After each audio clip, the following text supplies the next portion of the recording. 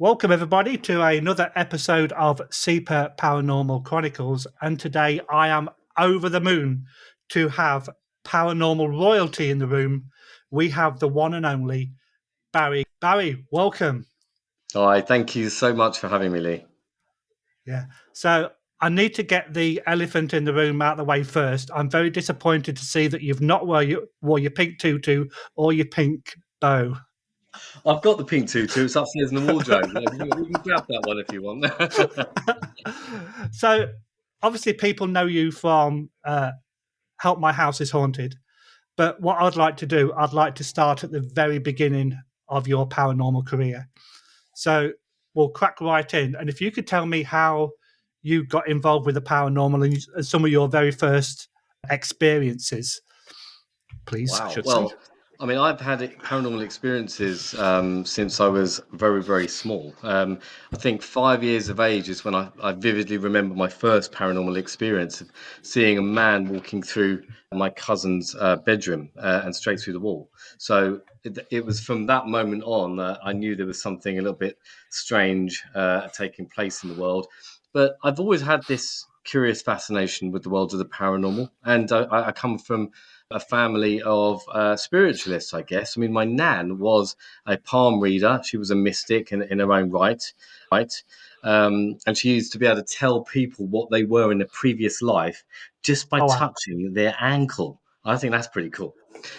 That is So yeah, amazing. really interesting. So yeah, I guess that the experiences that I've had as a young person and then into my teens, um, paved the way for me to be, I guess, into the world of the paranormal. I graduated university and I built a website and a forum called the Ghostfinder Paranormal Society.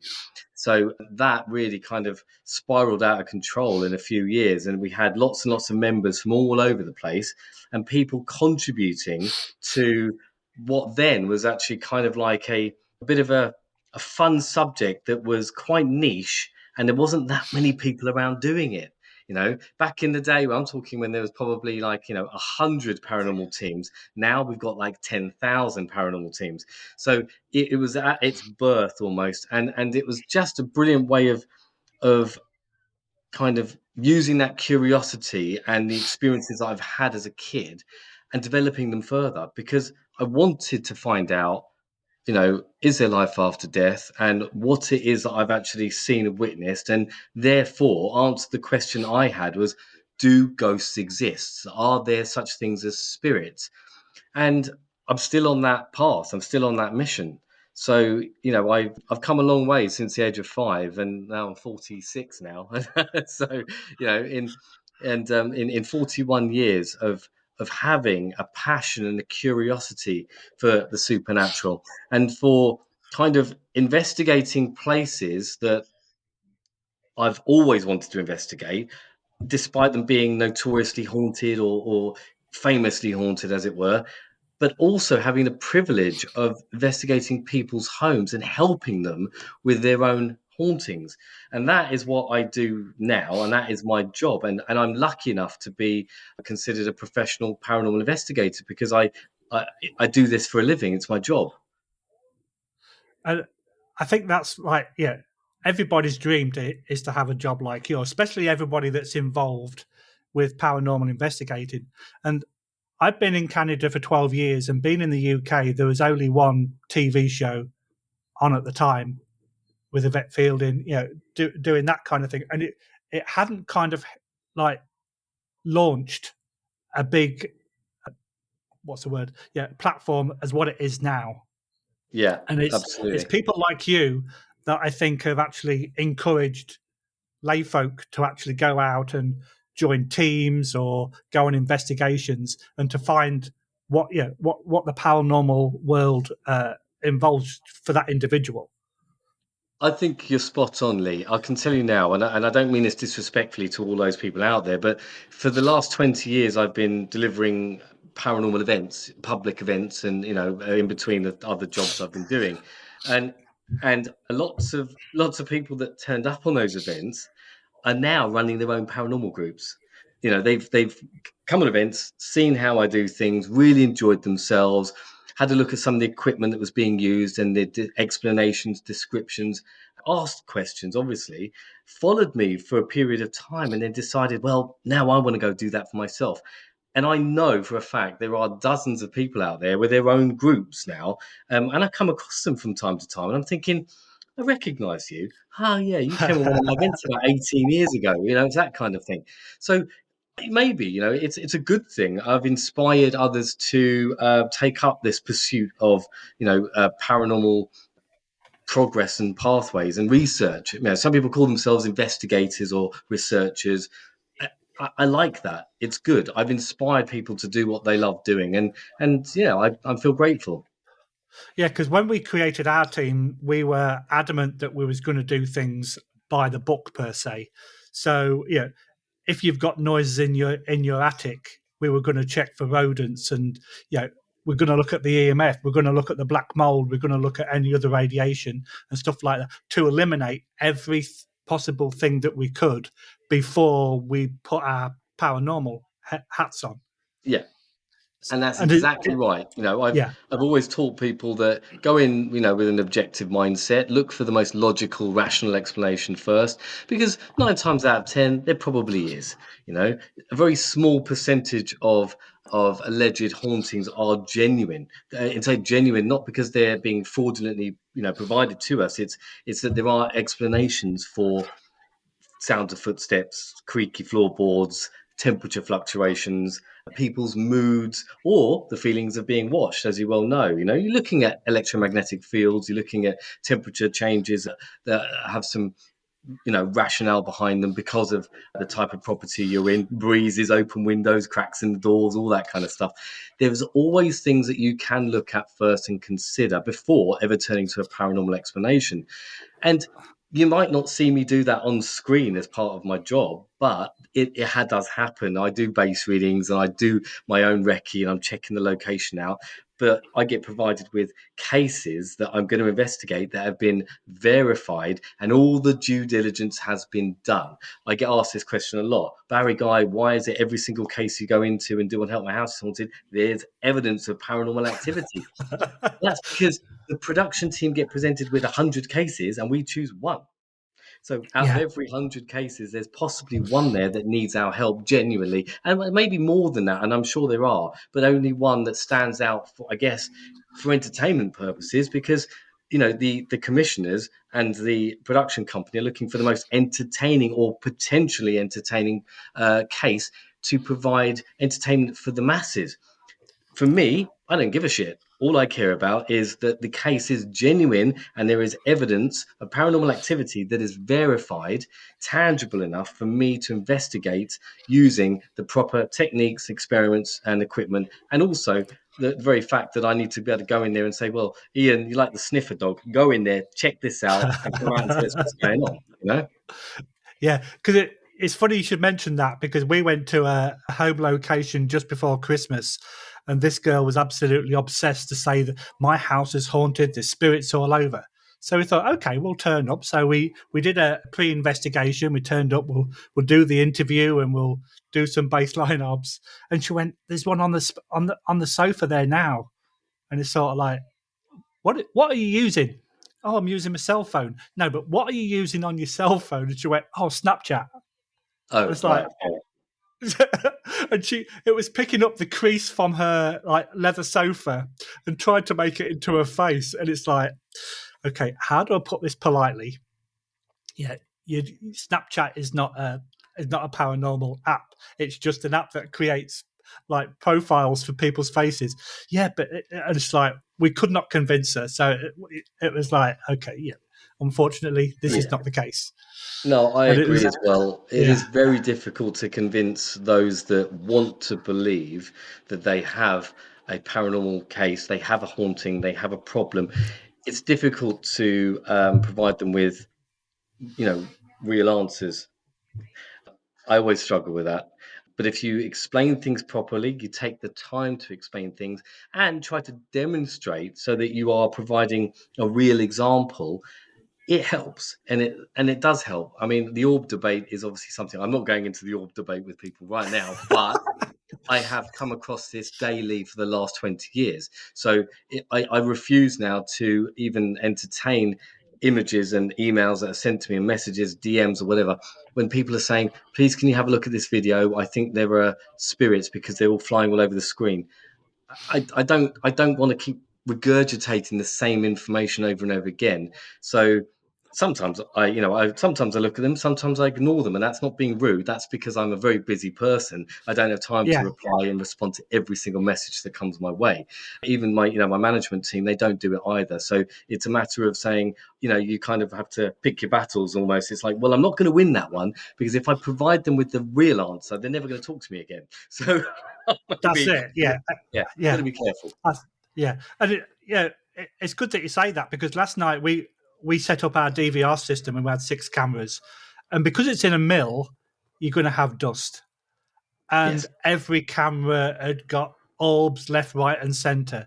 Now, a lot of people would go, "Oh, this is all spirit activity," but you have to kind of keep your feet firmly on the floor to go, "Look, we're in a mill. It's a dusty mill. You're going to get this kind of environment. It's not necessarily spirits."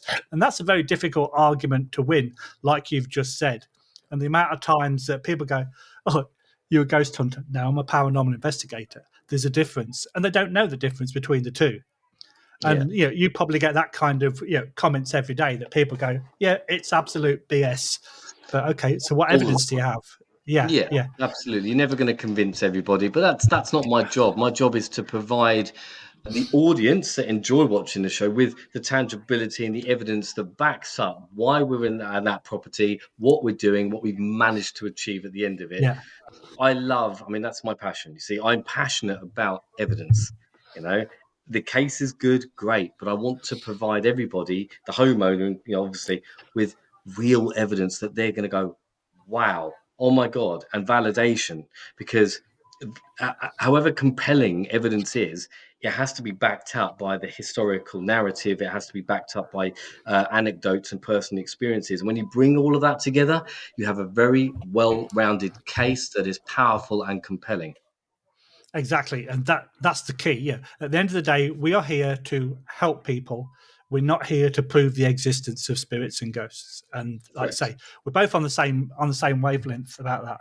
So, you mentioned Ghostfinder Paranormal Society, and you mentioned that it went from strength to strength. So, can you tell us about a couple of significant cases that you have within GPS? God, there's so many. Okay, so long time ago. I mean, Phil's over here actually. I can probably shout one over. Phil's on my team as well. But we've had lots of cases where I remember one specifically, one that stood out. Actually, it was in East Sussex, in the United Kingdom. It was a farmhouse, and the report was that this woman who owned this beautiful 17th century farmhouse had seen a an apparition several times on the upstairs landing, the stairs, the bathroom, and the bedroom area of the property. And she really wanted some kind of answers and some validation to some extent. But she also said, my dogs are scared. And those are 2 dogs that used to sleep by the fireplace, and that they were always focused their attention on the fireplace area of the downstairs part of the property. So we investigated this case. It was a beautiful property. The homeowner left us alone. We set up DVR cameras. I mean, back in the day, I used them. I mean, we're talking probably 18 years ago. And I had 4 cameras running into a DVR system and monitoring them constantly. And it was a case where nothing really happened for the first couple of hours. Taking baseline readings and trying to feel if there was any changes, any physiological effects to us, taking photographs, I remember distinctly. And then I walked into the master bedroom, and at the time, I actually had a K2 meter in my hand, if I remember. I had a K2 meter in my left hand, and I walked into this master bedroom. And as I entered the threshold to the room, the door was open, by the way, from the hallway. The room was filled with what I can only describe as static from like an old CRT TV. So we're old enough to know that television screens were concave and round and big and fat, and you used to rub your hand on the screen in the morning and get the fuzziness. You speak for yourself about being old enough. I don't All right. remember those at all. So that static, that feeling, that fuzziness, that's kind of like furry and fuzzy. The room was filled with it. The Wow. room was filled with it to the point where it was in my eyes and my nostrils and my mouth, and I could feel it all over my skin. And I walked into the room, and all the hairs on my body stood up, and I was expecting to see or experience a full-bodied apparition any moment, something manifesting itself. And it was like that. The K2 meter, I remember, was at red, almost so that told me that there was a huge change in the electromagnetic field that I'd entered. But more importantly, it was an electrostatic field because I could feel it, I could taste it, I could even smell the discharge of electricity. As soon as that happened and I was pulling it off my skin, thinking it was like cobwebs, it disappeared.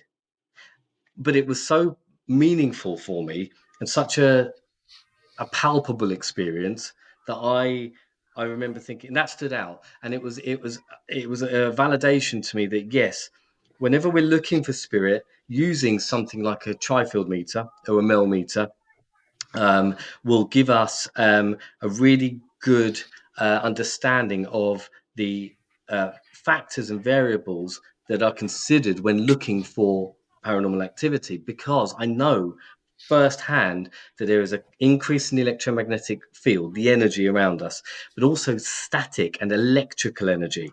There is a Yeah. combination. So whether they go hand in hand with every case, I don't know. But I know that from then on, that was something I was looking for all the time. Other paranormal investigators are just following suit because they've heard that's the case. But I know it's the case because I've experienced it. So that stood out for me. I mean, that's just one example of some of the cases that we dealt with back in the day. But the Ghostfinder Paranormal Society was a group of like-minded individuals like me from all over the place. We all came together because we were fascinated with the world of the supernatural and wanted to gather tangible evidence. And it was brilliant. It was a learning experience for everybody.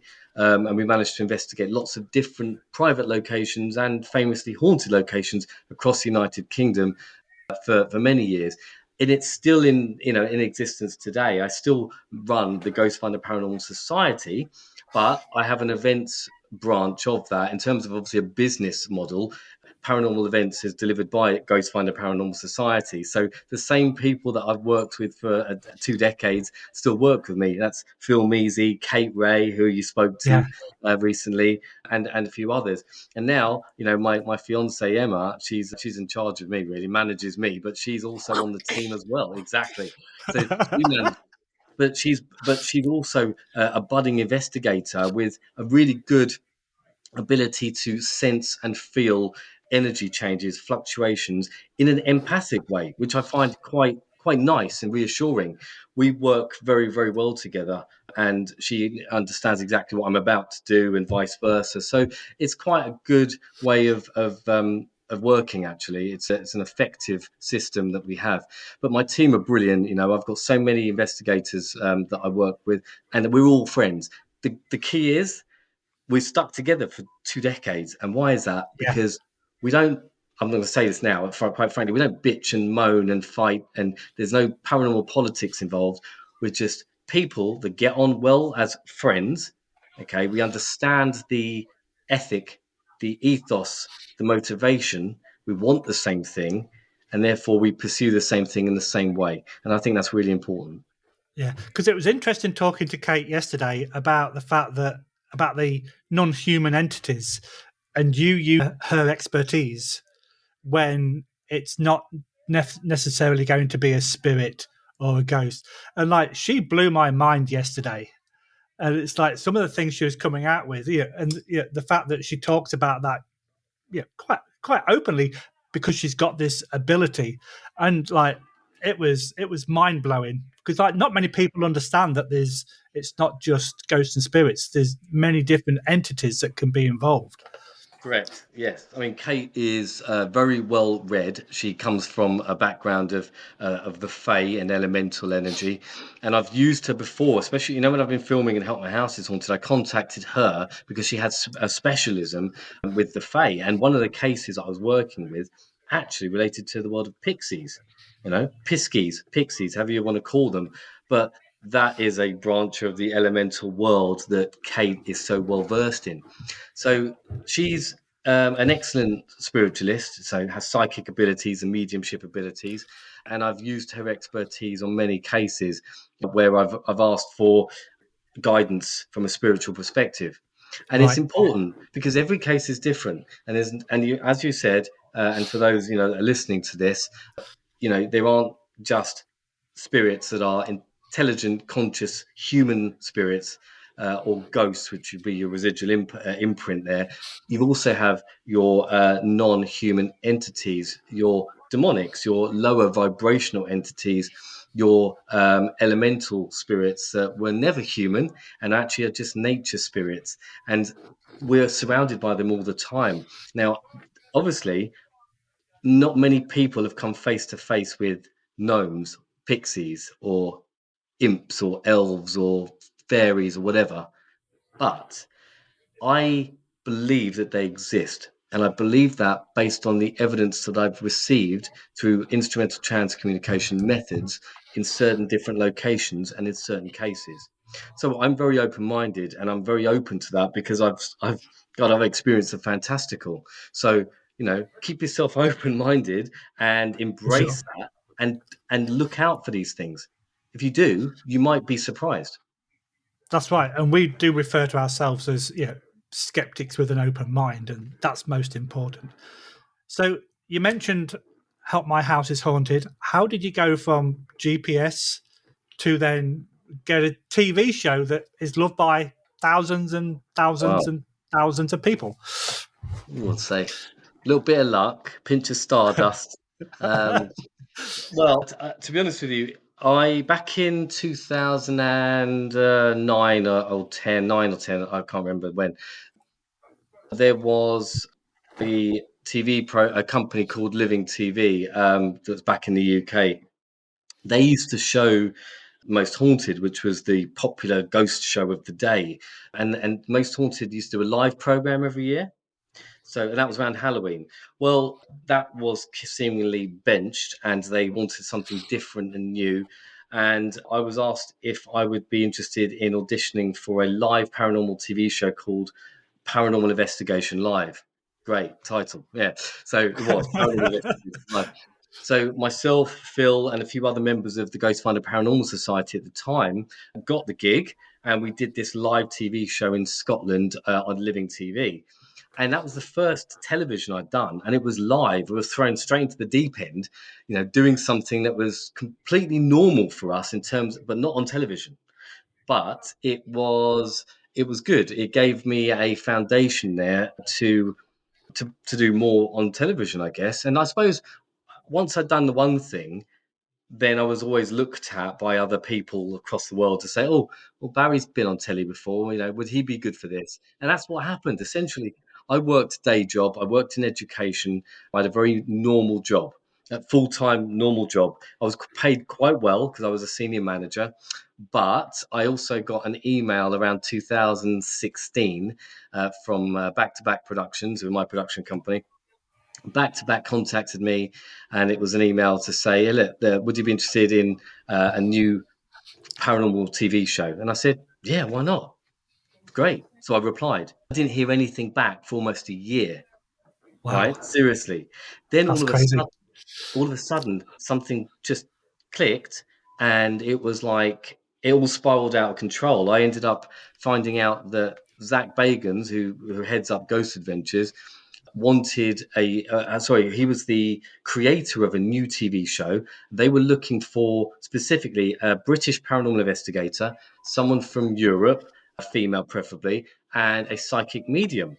And they'd come to me first. And now I said, "Okay, well, why me?" And they said, "Well, Zach's seen you and what you've done, and he thinks you'll be great." And I went, "Really? Okay." That's it. Simple as that. So it went from there to doing a bit of a casting tape, and I had someone come around and follow me with a camera for a little bit. Anyway, it was fine. I didn't worry too much about it. I wasn't totally like, "Oh my god, this is mind blowing." I just did what I do. I did it as normal. But I got the job almost straight away, and from there they wanted me to then pick the two remaining people for the team. And I was Wow. meant to lead this paranormal team on TV, and I thought, I don't know who to choose here, because they wanted this female paranormal investigator, but they'd had in mind Sandy Lakdar, who's a French paranormal investigator. Now, she had worked with Zach before, so I didn't really have much to do with that, because they kind of just said, Barry, what do you think? And I said, yeah, okay, fine. So I didn't really know anything about her. They Yeah. just threw us together. But they asked about a psychic medium. They said, do you have anyone in mind? And I pitched a few names. I won't mention that now. I think that would cause too many rifts and problems. But I pitched several names, and Chris Fleming was the one that they were most keen on, because he was American. He would help with that audience and that market, but he was also very well known, very good at his job, and Zach knew him as well. So Zach had final say. He was the executive producer of Series 1. So it was Chris Fleming, myself, and Sandy. We were thrown together, and within a matter of about 12 months from that moment, we were filming episode 1 of season 1, which, believe it or not, was at, what was episode 1? I think it was the cage in St. Osyth, Essex. Oh The wow. Cage was episode 1 that we filmed episode 1. I don't believe it transmitted as episode 1. And then we went to Chillingham Castle. So it was almost like I just started 2 weeks of traveling around filming these episodes. I didn't know. I just followed the lead of the director, and I did my job. And it just came together so well. And I was so enamored with the way Chris Fleming worked. I thought he was brilliant at what he did. I specifically liked his approach to trying to debunk things, to be rational, to be open minded but skeptical. And he also took what I'd already developed as a kind of skill, a personal skill, which was instrumental trance communication and electronic voice phenomena. He took what I did and he amplified it. I I just became a better investigator as a result, and I will always be thankful to Chris Fleming for that. And after that, it just became a bit of a whirlwind, and that was what 8 years ago. And now I'm here after finishing series 7 and another series now, and yeah, and we've helped. Well, do you know what? I worked out. I've done 119 episodes of Help My House is Haunted. That Yeah, is crazy. And it's really weird because, like, yeah, obviously I do my research about, yeah, what you did when you were 5 and this kind of stuff. And yeah, you type in Barry Guy. I don't know if you do it, you Google yourself, but it comes up as, yeah, one of the most, like, the biggest investigators in the UK. Do you consider yourself one of the biggest investigators in the UK? listen, I'm not going to even give myself any kind of title and stuff. I still stay humbled. You know what? I do my job. I love my job. I'm very fortunate to be able to be paid to do what I love.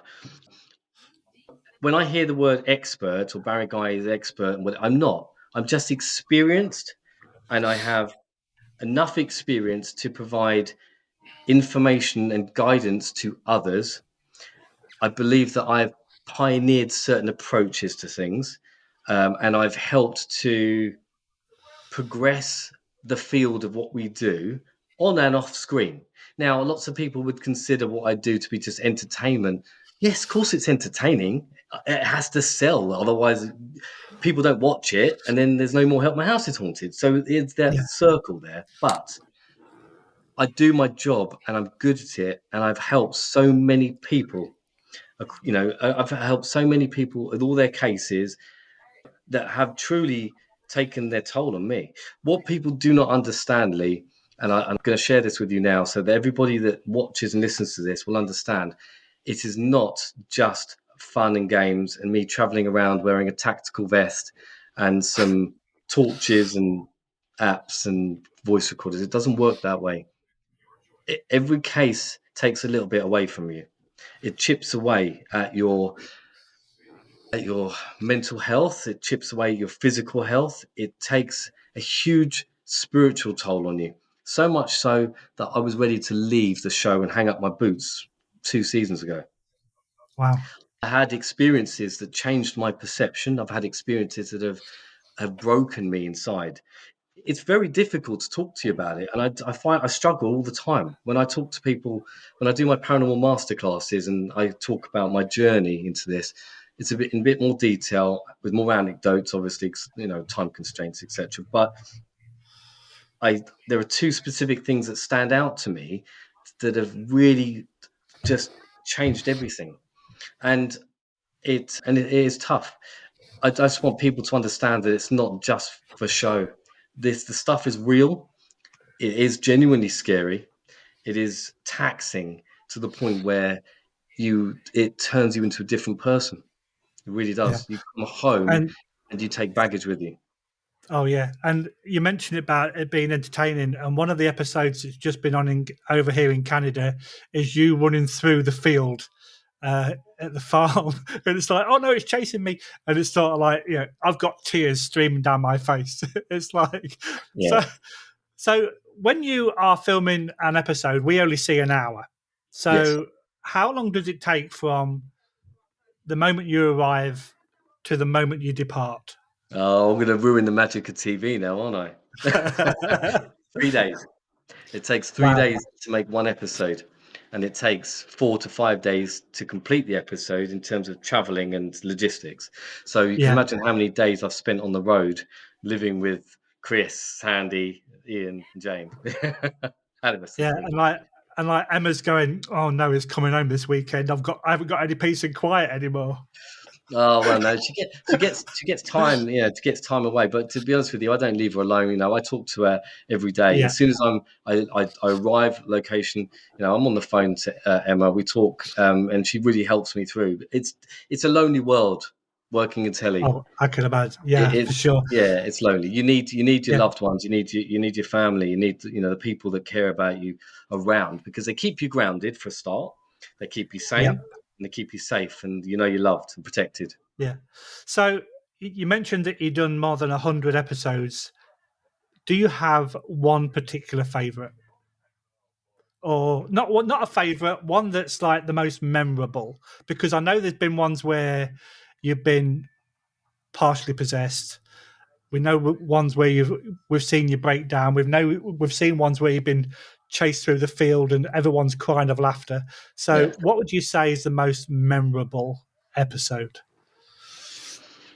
There's so many memorable for different reasons, obviously, as you've just Yeah. alluded to. There's memorable because they're scary, memorable because I've been attacked and it's changed me as a person. I don't want to talk about that one. For sure. Memorable. Oh God, I'm gonna. So there's one episode in series 5 in the oh God, where was it? I can't remember now. My brain's going blank.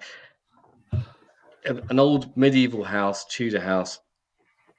Two guys lived there, Stefan and Peter, and we identified a young girl, and she wanted to be reunited with her father. And to cut a very long story short, the case was good. It was, to me, it was another standard case of, we've got this female spirit, we've got this male spirit, we've got names, we had some brilliant evidence and validation, and then it came to the crossing over at the end. Ian is he's doing prayer, and I had my eyes closed. Jane sat to my right, Ian sat to her right, and I just remember visualizing this little girl being reunited with her father. And I'm going to say this, and it's going to sound like I'm just going to say it quickly because I'll get too emotional if I talk about it too much. I don't want to overthink it. So she was the little girl was reunited with her father, and as Ian said, yeah, like God bless you, amen. I heard this little girl's voice right next to me saying thank you. Oh wow, that is amazing. So I heard it as a real time DVP. I remember opening my eyes and I looked to my right to see Jane, and Jane had her eyes closed, and I thought, that's not her. It wasn't Jane. I just knew, and I know what I heard. It was as clear as Yeah. crystal. It was like It was like the girl was stood on my shoulder, and she just whispered in my ear, and she went, "Thank you," and she said it to Oh. me, and yeah, it ruined me. So I, I just, that's pretty amazing, and I can understand how you can get emotional with that. So let's make it a little bit lighter. A location that you've never been to that you wish you could go to, where would it be? a location that I wish. Oh wow! Oh, there's so many. To be honest with you, I've done most of them in the UK, and there are places across the world that I do want to travel to. I want to investigate Alcatraz. I've always wanted to investigate Alcatraz. I like the idea of the prison system there, Yeah, and the fact that the notoriety that it holds, just to see who and what might well be haunting that location. The Myrtles Plantation. I've always been interested in that. Pendle Hill, actually, Emma's just mentioned. Pendle, I've never been to, and that's in the UK. So that's somewhere that I want to try and go to and investigate. And I might just go for a day trip and have a look around. But yeah, Pendle as an area. But also the suicide forest in Japan. Sounds morbid, I know, but it has a lure and an attraction. People go there for a certain thing. Why?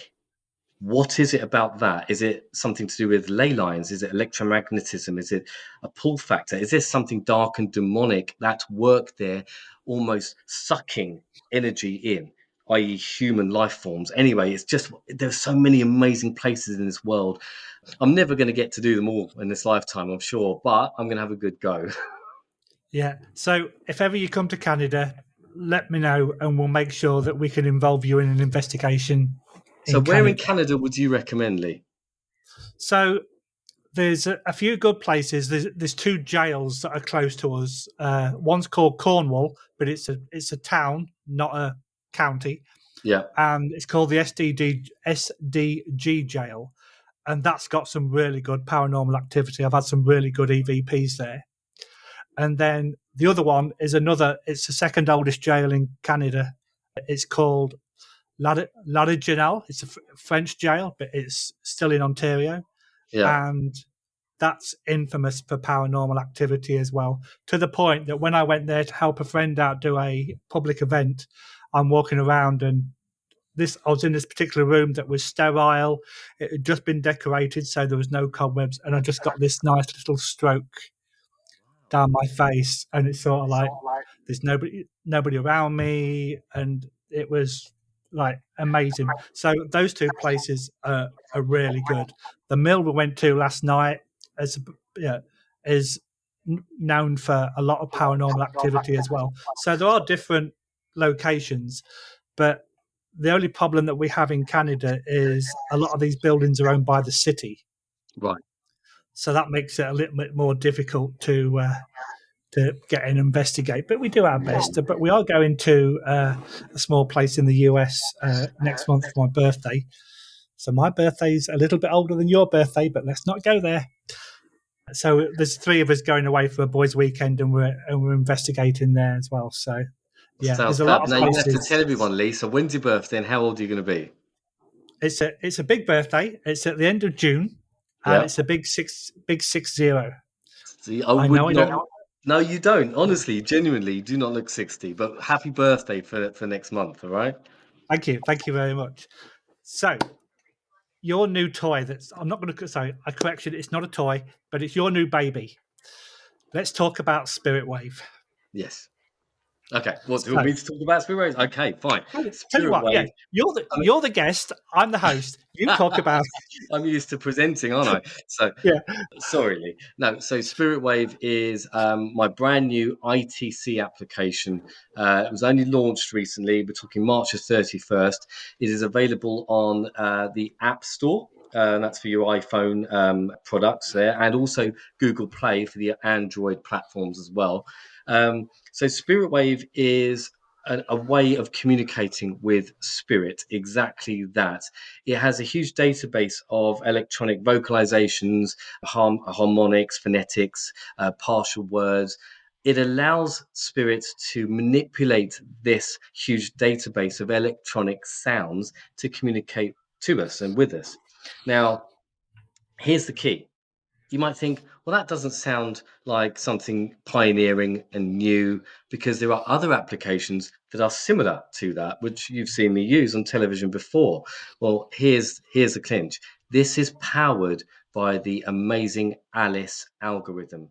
The Alice box and the Alice ITC application is run by this program. Well, SpiritWave is powered by Alice. And as a result, we found that it has provided people with some amazing validations over the last month. I've had so many amazing anecdotes. I've had emails, messages, DMs. There's a SpiritWave Facebook group that was set up in specifically for people to share their experiences and ask questions. As a bit of like, Q&As and stuff. Well, some of the stuff I've heard is absolutely mind blowing. Chris Fleming, he used it. He used it recently on his first investigation since his diagnosis with cancer, unfortunately. So he's well enough to go back out there. And he said, Barry, I want to use Spirit Wave. And I gave him a little demonstration, sent him the link. Boom. He used it. It blew him away. He turned it on as a bit of a test. And the first thing it said was, Chris. Wow. All right, the first thing it said. It also then started talking to him about his cats and other information that was relevant and pertinent to him and his situation. He then used it during the event with lots and lots of guests, and he had some incredible results. I think he posted on his story, in his Instagram story, an anecdote, to describe exactly what happened. He said it's mind blowing, it blew him away. But Ian Norman's used it. I've got other people around. Well, Jane Harris has used it. Other people have commented, including other investigators, of how amazing it actually has been. I can't tell you. I know this sounds like I'm totally plugging my own app. I am, but I'm telling you this because if it didn't work, I wouldn't put my name to it. If it wasn't good, I wouldn't be plugging it. I don't want to provide the world with something that doesn't work and is meaningless. I wanted to invent something that was going to change paranormal investigation through the app market, because I have used applications to communicate with spirits effectively, as you've seen on Help My House is Haunted, as well as my more traditional methods of communication, which is through digital voice recorders and the means of electronic voice phenomena. But using ITC applications like Necrophonic and EchoVox, for example, but now SpiritWave, I am changing the way we investigate forever. And so have thousands of other people who have now started using SpiritWave. I know, speaking to you earlier, Lee, that you actually used it for the first time. So you enjoyed it, didn't Yeah. you? Yeah, that's right. And one of the first things that came out last night when we used it in investigation was my own name, which is sort of like, no, it didn't. And like my colleagues going, yeah, it did. And because we was in a room that we thought there was a negative entity, we kept going like, leave, go. But yeah, if it wasn't as active as what I wanted it to be, but I don't know what my expectations were because it was the first time I've used it in an investigation. But my colleague's got it on his cell phone. I've got it on my tablet because I actually reached out to you guys to say, well, yeah, can we use it in airplane mode? And I Yeah. think Emma responded to me on the Facebook. And that's important to me because if you're turning on airplane mode, you've not got any internet. So you can't have the internet affecting Spirit Wave. And last night was a perfect location in a mill with no internet nearby. It was on airplane mode, and I was still getting responses, and that was like impressive. Now that's key to know as well, and that's why that Facebook group is so very important, because we can answer those questions from users that have downloaded it, not specifically paranormal investigators, but anybody who's downloaded it and wants a bit more information. The simple thing is to remember this: it's built, it's an application, therefore it's a program, it's a computer program. But here's the kicker: Spirits, I know, are able to manipulate the electromagnetic spectrum of sound, but they're also able to manipulate those electronic banks through the applications that we're using, through our phones and other devices. And I know this, we know this from look at the examples that have already been provided through evidence that yourself, myself, other investigators have produced. So with that in mind, SpiritWave has somehow managed to connect with spirit, or they've connected the other way around, and they found a platform for them to speak to us. It isn't a spirit box. It's not a radio scanner. It's not a spirit box in the conventional sense of an SB7, 11, whatever. It allows the spirit to select vocalizations, I guess, and communicate messages to us through some intelligent means. And I can't even tell you how that works because no one knows. SpiritWave wasn't just created by myself. It was my idea, yes, but it was created in partnership with Joanne Soul, who is the inventor and creator of the Alice box and the Alice application and algorithm, and the brilliant Matt Howlett, who from Voodoo Creative built SpiritWave. He's the designer. He's the man who put that idea and turned it into reality. Without all three of us as this sort of trio, it wouldn't work. But then you've also got Tracy and you've got Emma in the background there that have been supporting the development of this application properly for God a long, long time now. It's taken that long to put it out there to the world. But I'm so glad that it is there available now. People are using it and they're giving us rave reviews. It's just incredible. Yeah, and this is I'm going to even plug it even more because I've just finished teaching a course on paranormal equipment, and it was a 4-week course. First week was cameras and audio. Second week was monitoring equipment. Third Yeah. week was pseudo, and I didn't use the spirit wave in this lecture because the lecture was created a while ago. But when I do the next one, because we're getting all these fantastic results, I'm going to add it into the lecture so that this is the most modern, updated, verified app out there. So if people want to use it, then thank Barri Ghai for that. Well, much appreciatedly, honestly. There's, I will say as well, no, thank you so much. But if you can direct people to that Facebook user group, because there's a how-to guide, for example, that I Yeah, put in there, and lots of really relevant posts to teach people. You don't just download it and press open. You have to press power, which is on the bottom left-hand side of the screen. There is a yeah, power button, yeah, all right? Important. Turn it on, turn the volume up, let it run. By default, it's set to settings and what would I call the response rates, for example, that we feel work best. As in, we know it's tested. That's the tested default setting. But play around with the sliders, play around with the frequency responses. The key to SpiritWave, which I'd love to just let everybody know, is that it was built with something called stochastic resonance in mind, which is adding a carrier signal to any other electronic sound in order to amplify and boost that signal. It allows spirits to piggyback off a carrier wave and a carrier signal to provide more meaningful responses across the electromagnetic spectrum of sound. And to do that, we've embedded their white noise as a slider control and also static bursts. Now, eventually, there will be an update, obviously, as all apps are, and it's free to those that have already purchased it. And the update will include new carrier signals that we're developing at the moment that we feel are best tested and work to provide spirits with a better way of speaking to us. So yeah, keep that in mind and thank you. yeah. Do you have any idea how many times it's been downloaded? Over 1,000 times in a month. That is just crazy. That's really amazing. Okay, so we are coming to the end, unfortunately. I could talk to you all day. You're going to miss your dinner. I'm going to miss my dinner. We'll just talk about editing. We'll talk about football, whatever. Any final words from Barri Ghai? Any final words? I want to thank every single person that watches Help My House is Haunted. Without you guys, we wouldn't be making more episodes and programs. So thank you all for your ongoing support and love for the program. We really do appreciate it. And I know you're in Canada and your listeners are over there in Canada and United States, etc., or worldwide. Thank you guys. There is, I don't know if you're behind by a season or two, but there's a lot more to come.